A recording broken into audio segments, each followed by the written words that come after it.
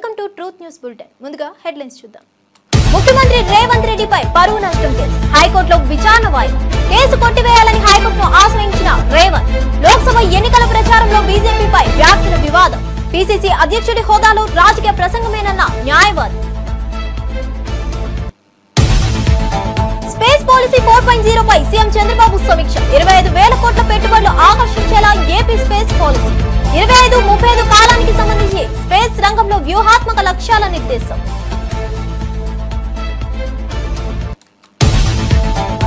Axiom 4 machine ద్వారా అంతరిక్షంలోకి భారత వ్యోమగామి శుభాంశు శుక్లా సహా 4 వ్యోమగాములు ఐఏఎస్ లో ప్రవేశం. అమెరికా కెనడీ స్పేస్ సెంటర్ నుంచి ఫాల్కన్ 9 రాకెట్ ద్వారా ప్రయోగం. గురువారం సాయంత్రం విజయవంతంగా స్పేస్ క్రాఫ్ట్ డాక్. అంతర్జాతీయ అంతరిక్ష కేంద్రంలో 14 రోజుల పాటు పరిశోధనలు.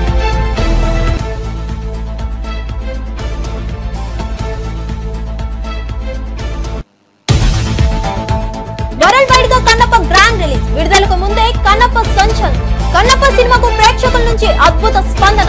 ఈ సినిమా విజయం శివుడికి కన్నప్పకే అంకితమని వెల్లడి. ప్రజా ప్రతినిధుల కోర్టులో తనపై నమోదైన పరువు నష్టం కేసును కొట్టివేయాలని కోరుతూ తెలంగాణ ముఖ్యమంత్రి రేవంత్ రెడ్డి దాఖలు చేసిన పిటిషన్ పై గురువారం హైకోర్టులో విచారణ జరిగింది.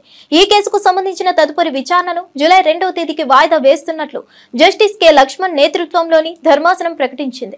గత లోక్సభ ఎన్నికల ప్రచార సమయంలో రేవంత్ రెడ్డి బీజేపీ పరువుకు భంగం కలిగించేలా వ్యాఖ్యలు చేశారని ఆరోపిస్తూ వాసం వెంకటేశ్వర్లు ప్రజా ప్రతినిధుల కోర్టులో క్రిమినల్ డిఫామేషన్ కేసు దాఖలు చేశారు. ఈ నేపథ్యంలో కింది కోర్టులో తనపై నమోదైన కేసును రద్దు చేయాలని అభ్యర్థిస్తూ ముఖ్యమంత్రి రేవంత్ రెడ్డి హైకోర్టును ఆశ్రయించారు. స్పేస్ రంగంలో ఆంధ్రప్రదేశ్ ను అగ్రప్రధాన నిలపడంతో పాటు 25,000 కోట్ల పెట్టుబడులు ఆకర్షించేలా ఆంధ్రప్రదేశ్ స్పేస్ పాలసీ 4.0ని తీర్చిదిద్దాలని ముఖ్యమంత్రి చంద్రబాబు నాయుడు అధికారులను సూచించారు. పెట్టుబడుల లక్ష్యం నెరవేరితే ప్రత్యక్షంగా 5,000 మందికి, పరోక్షంగా 30,000 మందికి ఉపాధి కలుగుతుందని అన్నారు.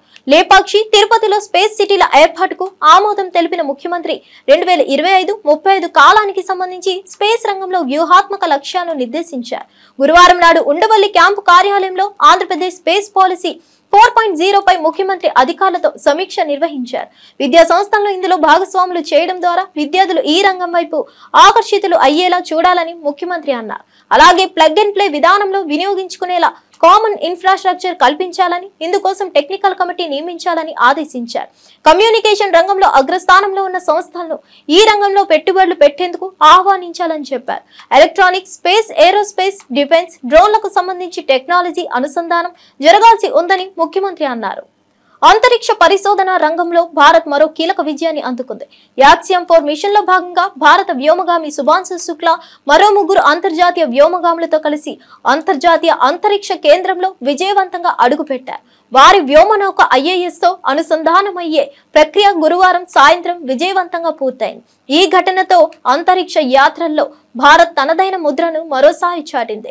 వివరాల్లోకి వెళ్తే యాక్సియం 4 మిషన్ లో భాగంగా భారతీయ వ్యోమగామి శుభాంశు శుక్లాతో పాటు అమెరికాకు చెందిన పెగ్గీ విట్సన్, పోలాండ్ కు చెందిన స్టావోజ్ ఉజ్డాజిన్, విస్నివ్స్కీ, హంగరీకి చెందిన టిబర్ కపూల్ అంతరిక్షయానం చేపట్టారు. భారత కాలమానం ప్రకారం బుధవారం మధ్యాహ్నం 12:01 అమెరికాలోని కెనడీ అంతరిక్ష కేంద్రం నుంచి ఫాల్కన్ 9 రాకెట్ ద్వారా వీరి స్పేస్ క్రాఫ్ట్ నింగిలోకి దూసుకెళ్లింది. నటుడు మంచు విష్ణు డ్రీమ్ ప్రాజెక్ట్ కన్నప్ప చిత్రం విడుదలకు ముందే సంచలనం సృష్టిస్తోంది. టికెట్లు హాట్ కేకుల్లా అమ్ముడవుతున్నాయి. కేవలం 24 గంటల వ్యవధిలోనే ఏకంగా 1,15,000 టికెట్లు అమ్ముడు పోయినట్లు మంచు విష్ణు వెల్లడించారు. ఈ మేరకు సోషల్ మీడియా వేదికగా తన సంతోషాన్ని, ఉద్వేగాన్ని పంచుకున్నారు. ప్రేక్షకుల స్పందన చూసి హృదయం పరవళ్లు తొక్కుతుందని, తన మనసు ఉద్వేగంతో నిండిపోయిందని తెలిపారు. సినిమా విడుదలకు ముందే ఇంతటి ఆదరణ, అభిమానం లభించడం నిజంగా అదృష్టంగా భావిస్తున్నట్లు పేర్కొన్నారు. ఈ అచంచలమైన మద్దతు అందిస్తున్న ప్రతి సినీ ప్రేమికుడికి తాను మనస్ఫూర్తిగా కృతజ్ఞతలు తెలుపుకుంటున్నట్లు విష్ణు వివరించారు. ఇది కేవలం ఒక సినిమా మాత్రమే కాదని, ఇది పూర్తిగా పరమేశ్వరుడికి, కన్నప్పకు చెందిన ఘనత అని తెలిపారు. ఈ విజయం, ఈ ఆదరణ అంతా వారికే అంకితమని విష్ణు తన పోస్ట్ లో పేర్కొన్నారు. హరహర మహాదేవ్ అంటూ తన భక్తిని చాటుకున్నారు. రాష్ట్రంలో గంజాయి, డ్రగ్స్ మాఫియాపై యుద్ధం ప్రకటించిన ముఖ్యమంత్రి చంద్రబాబు ఈ విషయంలో ఎలాంటి రాజీ లేదని స్పష్టం చేశారు. పోలీసులపై దాడి చేసిన గంజాయి మాఫియా బ్యాచ్ కు ఎవరైనా సహకరిస్తే వదిలిపెట్టమంటారా అని ప్రశ్నించారు. రాజకీయ ముసుగుతో తప్పించుకునే ప్రయత్నాలు చేస్తున్న వారిని బట్టబయలు చేస్తామని హెచ్చరించారు. ఎవరైనా అడ్డు వస్తే తొక్కుకుంటూ పోతామంటూ గట్టిగా హెచ్చరించిన సీఎం ఇది తమాషా రాజకీయాల సమయంలో కాదు అని అన్నారు. గంజాయి నిర్మూలనలో ప్రతి ఒక్కరూ బాధ్యతగా వ్యవహరించాలని సూచించారు. యువత భవిష్యత్తును రక్షించేందుకు ప్రభుత్వం పటిష్ట చర్యలు చేపడుతుందని స్పష్టం చేశారు. ప్రజల నుంచి సహకారం లేకపోతే అనుకున్న లక్ష్యాన్ని మనం నెరవేర్చలేం. నా నమ్మకం మీ మీద. మొన్న ఎన్నికల్లో చూశాం. నేను ఒక పిలుపిచ్చాను. మా మిత్రుడు పవన్ కళ్యాణ్ గారు నేను బీజేపీ కలిసి ముందుకొచ్చాం. మీకు హామీ ఇచ్చాం. హామీ ఇస్తే నా జీవితంలో ఎప్పుడూ చూడని విజయాన్ని 94% స్ట్రైక్ రేట్ అంటే ఇది ఒక చరిత్ర, ఇది ఒక నమ్మకం. ఇప్పుడు మళ్ళీ మిమ్మల్ని అందరినీ అడుగుతున్నా, రాష్ట్రాన్ని బాగు చేయడం కోసం సుపరిపాలనలో తొలి అడుగు వేశాం. నేను ఒకటే మీకు విజ్ఞప్తి చేస్తున్నా, అంతా బాగుంటే చేయడం చాలా సులభంగానే అన్ని విధాల అధ్వానమైన పరిస్థితిలో ఈ రోజు ఉన్నాం. అందుకే ఈ రోజు రాష్ట్రంలో తొలి సంవత్సరంలో ఏ విధంగా చేయాలనో చాలా వరకు చేసి కంట్రోల్ చేశాం. ఈ రెండో సంవత్సరం ప్రధానమైన సమస్యలపైన మళ్లీ దృష్టి పెట్టాను. ఈ సమస్యలు కంట్రోల్ చేసి తర్వాత మీరు చూస్తే నేను చెప్పిన హామీలు నెరవేర్చడమే కాకుండా ఇక్కడుండే పిల్లలందరూ ఉన్నారు. నేను పనిచేసేది ఈ రాష్ట్రం బాగుండాలని, అందరూ ఆనందంగా ఉండాలని, ఆరోగ్యంగా ఉండాలని, ఆర్థికంగా వెసులుబాటు రావాలని ధ్యేయంతో పనిచేస్తున్నాను. ఈ పిల్లల భవిష్యత్తు బంగారు భవిష్యత్తు కావాలనేది నా ఆకాంక్ష, నా కోరిక. తెలంగాణలో డ్రగ్స్ నిర్మూలనకు ప్రత్యేకంగా ఏర్పాటు చేసిన యాంటీ నార్కోటిక్స్ విభాగానికి ఈగల్ అనే పేరును ఖరారు చేసినట్లు సీఎం రేవంత్ రెడ్డి వెల్లడించారు. యువతకు డ్రగ్స్ నుంచి రక్షించడం ప్రభుత్వ ప్రధాన లక్ష్యమని చెప్పారు. సినిమా పరిశ్రమను ప్రస్తావిస్తూ చిరంజీవి ఎంత కష్టపడ్డారో గుర్తు చేశారు. చరణ్ కు బ్యాక్గ్రౌండ్ ఉంది కానీ చిరంజీవి ఏ బ్యాక్గ్రౌండ్ లేకుండా 50 ఏళ్లు ఇండస్ట్రీలో నిలబడ్డారు అన్నారు. ఆయన విజయానికి కారణం కృషి, క్రమశిక్షణ అని ఎన్నో బాధలు ఎదురైనా డ్రగ్స్ వైపు ఒక్క అడుగు కూడా వేయలేదన్నారు. అదే విలువలు యువత అనుసరించాలని పిలుపునిచ్చారు. తెలంగాణలో డ్రగ్స్ అంతమొందించే యుద్ధానికి ఈగల్ వ్యవస్థ తొలి అడుగుని స్పష్టం చేశారు. నుంచి మొదలు పెడితే నల్లమల వీరుడు కొమరం భీముడు వరకు ఈ ప్రాంతం ఒకనాడు జల్ జమీన్ జంగల్ కోసం పోరాటం చేస్తే మలితరంలో భూమి కోసం, భుక్తి కోసం, విముక్తి కోసం జరిగిన పోరాటాలు ఈ ప్రాంతంలో ఎక్కడ చూసినా మీకు కనిపిస్తాయి. ఇవాళ మీరు ఎక్కడికి వెళ్ళినా, అది ఆదిలాబాద్ కావచ్చు, వరంగల్ కావచ్చు, నల్లగొండ కావచ్చు, లేదా నల్లమల అడవి కావచ్చు, మన ప్రాంతం, మన ప్రజలు ఒక పోరాటానికి స్ఫూర్తినిచ్చిన వాళ్ళు. ఆ పోరాట స్ఫూర్తి నుంచి వచ్చిన ఉద్యమమే తెలంగాణ ఉద్యమం. ఈ తెలంగాణ ఉద్యమం ఆనాడు విద్యార్థుల నుంచి మొదలై తెలంగాణ రాష్ట్రాన్ని సాధించే వరకు విశ్రమించలేదు.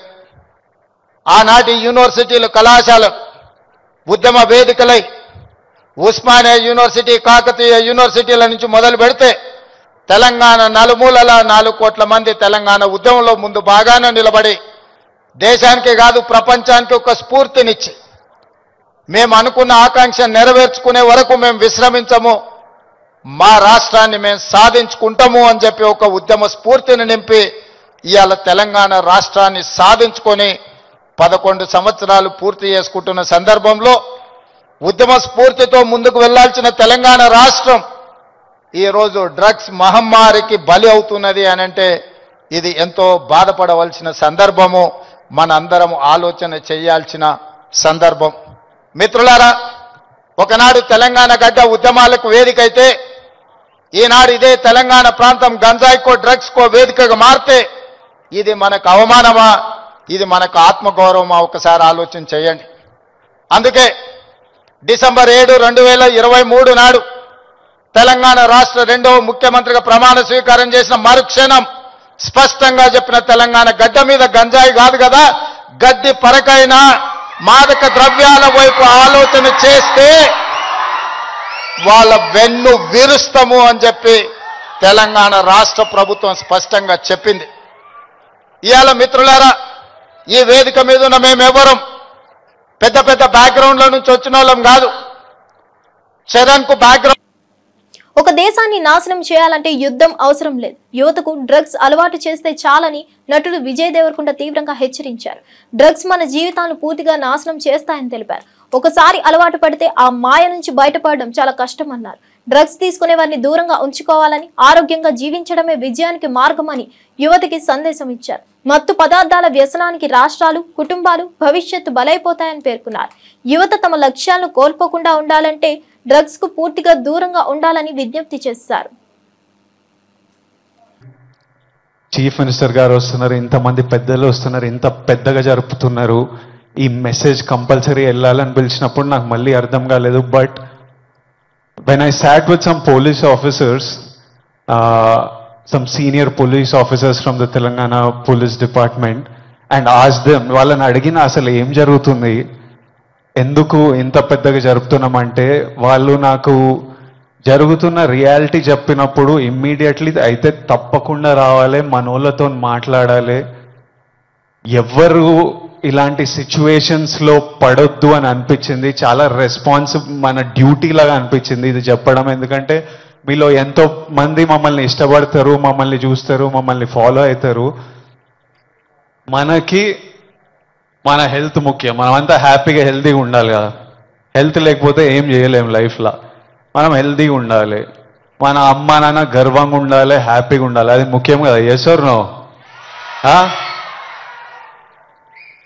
డబ్బులు ముఖ్యం, డబ్బులు ఉంటే కంఫర్ట్ ఉంటుంది. ఎవడేమన్నా నేను చెప్తున్నా, నేను డబ్బులు లేని లైఫ్ చూసినా, డబ్బులున్న లైఫ్ చేసినా, success and money will always give you comfort. ఇవి ముఖ్యము.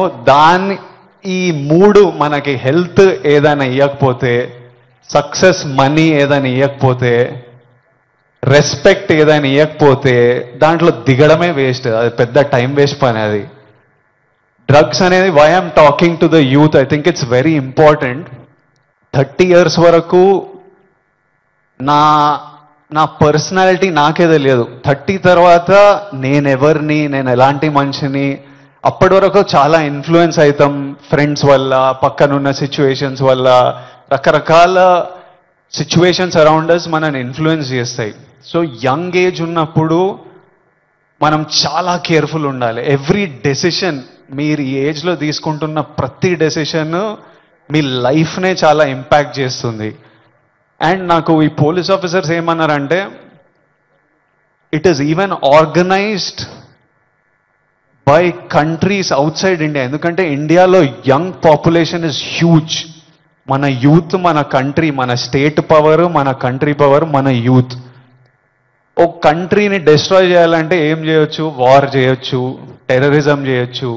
ఇంకో ఈజీ థింగ్ ఏంటంటే యూత్ని పాడలేపితే. So we are seeing even in the book, నాకు ఇప్పుడే ఒక బుక్ ఇచ్చారు, ఆ బుక్లో కూడా నార్కోటిక్స్ టెర్రరిజం అని ఒక సబ్జెక్ట్ ఉంది, ఒక పారాగ్రాఫ్ ఉంది. Where countries that want to see India not progress, easiest way. ఇప్పుడు మనం చూస్తున్నాం అమెరికా ఎంత ఎఫెక్ట్ అయింది. తెలంగాణ ప్రభుత్వం డ్రగ్స్ నిర్మూలనకు తీసుకుంటున్న చర్యలు సమర్థవంతంగా ఉన్నాయని నటుడు రామ్ చరణ్ ప్రశంసించారు. ముఖ్యమంత్రి రేవంత్ రెడ్డి నేతృత్వంలో ఇటువంటి మంచి కార్యక్రమం జరుగుతున్నందుకు మేము సంపూర్ణ మద్దతు ఇస్తామని తెలిపారు. గతంలో చిన్నపిల్లలకు ఐస్ క్రీంలలో డ్రగ్స్ పెట్టి ఇచ్చిన ఘటనలు చోటు చేసుకోవడం భయానకమన్నారు. స్కూల్ కి పంపించే స్థితిలో కూడా తల్లిదండ్రులు భయపడే పరిస్థితులు వచ్చాయని ఆవేదన వ్యక్తం చేశారు. డ్రగ్స్ ఇప్పుడు ఆర్గనైజ్డ్ క్రైమ్ గా మారిందని తెలిపారు. సమాజంలోని ప్రతి ఒక్కరూ కలిసి డ్రగ్స్ కు వ్యతిరేకంగా పోరాడాలని, డ్రగ్ ఫ్రీ తెలంగాణకు అందరూ తోడ్పడాలని రామ్ చరణ్ పిలుపునిచ్చారు. వీళ్ళందరూ చెప్పినట్టు it is all about being high that day. Vijay చెప్పినట్టు కూడా మంచి హార్మోన్స్ రిలీజ్ చేసి, పొద్దునే వర్కౌట్ చేసి, ఒక షూటింగ్కి వెళ్ళి ఈవినింగ్ వచ్చి ఒక మంచి గేమ్ ఆడి ఫ్యామిలీతో కొంత టైం గడిపి, క్వాలిటీ టైం గడపడం ఇంపార్టెంట్. ఆ క్వాలిటీ టైం గడిపి మంచి స్నానం చేసి పడుకుని మళ్ళీ ఫ్రెష్గా లెగడంలో ఎంత హై ఉంటుందంటే మామూలుగా ఉండదు. Getting a good successful film అదొక హై, మంచి మార్క్స్ తెచ్చుకోవడం ఒక హై, ఫ్యామిలీతో ఈవినింగ్ క్వాలిటీ టైం స్పెండ్ చేయడం అది బ్యూటిఫుల్ హై, ఫ్రెండ్స్తో కూడా గడుపుదాం, ఒక స్పోర్ట్స్ తీసుకుందాం. గోపిచంద్ గారు చెప్పినట్టు let's play sports in the evening, ఆ హైయే వేరు. అలాగే we should protect our own family. మన సిస్టర్స్, మన బ్రదర్స్, మన ఇంట్లో నుంచి మొదలు పెడతాం. We should protect our family, we should protect our school. మన ఫ్రెండ్స్ని మనం ప్రొటెక్ట్ చేసుకుందాం, మన భవిష్యత్తుని మనమే ప్రొటెక్ట్ చేసుకుందాం. This is very much needed. ఇది ఇంత పెద్ద drugs international drugs day abuse అనేది ఒక రోజు వస్తుందని నేను కూడా కళ్ళు అనుకోలేదు. Will all support Telangana government, rising Telangana గవర్నమెంట్కి కింద నుంచి భ్రష్టు పెట్టిన ఇలాంటి ఒక సొసైటీని క్లీన్ చేసుకుంటూ we will all be part of this development. Thank you so much sir. And I appreciate the department, I appreciate the police department for taking it too seriously. Thank you so much, sir. And ఆయన చెప్పినట్టు ప్రతి ఒక్కరూ ఒక soldier, ఒక సైనికుడిలా మారుతాం. Are we going to do it? Thank you so much. All the best. Love you guys. Thank you so much, sir. And yes, మా అందరి తరఫున మేమే చెప్తున్నాం, we are all waiting for Petti. Right. Next, I request MP Sri Konda Vishweshwareddy garu to please address the evening. Konda Vishweshwareddy, good evening, sir. Good evening. ముఖ్యమంత్రి రేవంత్ రెడ్డి గారు, మీ heroes Ram Charan గారు, విజయ్ దేవరకొండ గారు, దిల్ రాజు గారు, మన స్పోర్ట్స్ ఐకాన్ పుల్లెల గోపీచంద్ గారు, సందీప్ సందల్య గారు, అనిత రామచంద్రన్ గారు, లక్ష్మణ్ గారు, మరి మీ రాజ్యసభ మెంబర్ అనిల్ కుమార్ గారు, వేదిక మీద ఉన్న పెద్దలందరికీ కూడా, మోహంతి గారు, అందరు కూడా నమస్కారం. Most of all, congratulations to all of you. You are attending a very very important programme today. Say no to. రైతులపై కాంగ్రెస్ ప్రభుత్వం చూపిస్తున్న వైఖరిని బీఆర్ఎస్ నేత పట్లోల్ల కార్తిక్ రెడ్డి తీవ్రంగా విరుచుకుపడ్డారు. రైతులకు కేసీఆర్ కన్న తల్లి లాంటి వారు అయితే రేవంత్ రెడ్డి మాత్రం సవతి తల్లి లాంటి పాలకుడు అంటూ ఘాటు వ్యాఖ్యలు చేశారు. రైతు బంధు, రైతు భరోసా వంటి పథకాలు రైతులకు సహాయంగా ఉండగా వాటిని ప్రకటించి బజార్లో సంబరాలు చేసుకోవడం నిజమైన సహాయమా అని ప్రశ్నించారు. కన్న తల్లి బిడ్డ ఆకలితో ఉంటే ఇంట్లో అన్నం పెడుతుందని, కానీ సవతి తల్లి నలుగురు చూస్తున్నారా లేదా అని బహిరంగంగా చూపుల కోసం భోజనం పెడుతుందన్నారు. కేసీఆర్ రేవంత్ పాలన మధ్య తేడా కూడా అదే తల్లుల మధ్య తేడాలాగే ఉందని కార్తిక్ రెడ్డి వ్యాఖ్యానించారు. ఏం పని చేస్తున్నారు? రేపు ఏ ఎన్నికలు వచ్చినా కూడా, ముఖ్యంగా రైతు బంధు విషయంలో నాకు అర్థం కాని విషయం ఏంది అంటే, మా రైతులు అడుక్కునే ఒక స్థాయికి తీసుకొస్తారా అంటున్నాను. చేతులు పట్టుకొని అడుక్కునే ఒక స్థాయికి రంగారెడ్డి జిల్లా రైతులను తీసుకొచ్చి మా పైసలు ఎప్పుడు ఇస్తారు మహాప్రభు అని ప్రభుత్వానికి అడుక్కునే వరకు మీరు మాకు ఇప్పటి వరకు రైతు బంధు పైసలు ఇంకా జమ చేయలేదంటే మా రైతులని మీరు ఎంత చిన్నచూపు చూస్తున్నారు అని స్పష్టంగా అర్థమవుతున్నది.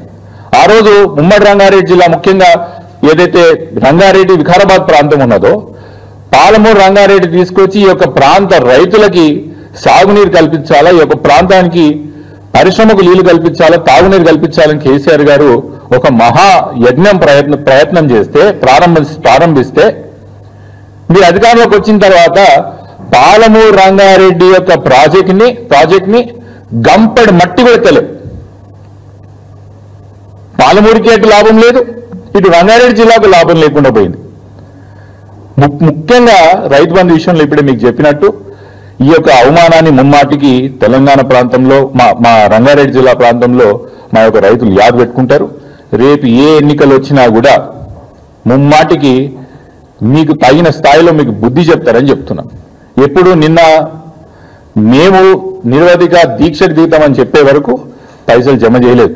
ఇప్పుడు కూడా చెప్తున్నా, ఒక వారం రోజుల లోపల రాష్ట్రం మొత్తం ఏదైతే మీరు రైతులకి పైసలు జమ చేస్తున్నారో అదే విధంగా జమ చేయకపోతే మా రైతులకు ముమ్మాటికి నేను నిరవధిగా నిరాహార దీక్షకి దిగుతా అని చెప్పి మీ ద్వారా ప్రభుత్వానికి చెప్పడం జరుగుతున్నది. ముఖ్యంగా సంబరాలు చేసుకున్నారంట.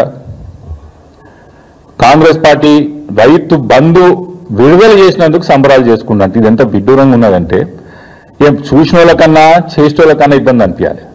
అరే మనం చేస్తున్నది నిజంగా ప్రజలు చూసి మందికి నవ్వుతున్నారా, హర్షిస్తున్నారా? మనం చేసినది నిజంగా కూడా కొత్తగా చేసినామా, పాతగా చేసినామా, పాత స్కీమ్ని మనం అమలు చేస్తున్నామా?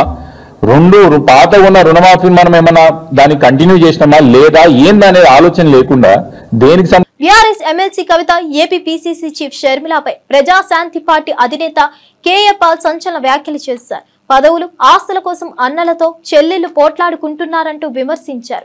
కవిత తండ్రి కేసీఆర్, షర్మిల తండ్రి వైఎస్ రాజశేఖర రెడ్డి కాగా ఇద్దరి భర్తల పేర్లు కూడా అనిల్ కావడం గమనార్హమన్నారు. 60% జనాభా ఉన్న బీసీల నుంచి ఒక్కరు ముఖ్యమంత్రి కాలేదని ఆవేదన వ్యక్తం చేశారు. ఐవీ లీడర్లు ఇచ్చే డబ్బులకు కూలి పనిచేస్తూ మరెన్నాళ్లు మోసపోవాలని ప్రశ్నించారు. ప్రజలు మేలుకొని తమ ఒట్టిబాటి ఓటును విలువైన వ్యక్తులకు ఉపయోగించాలని పిలుపునిచ్చారు.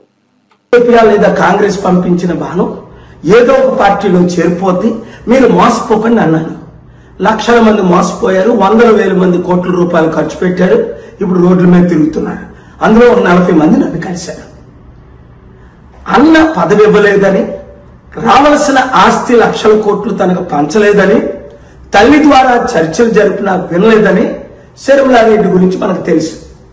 అయితే మరి ఇప్పుడు కవిత ఎందుకు వచ్చింది? అందుకే వచ్చింది, ఇంకొక అందుకు కాదు.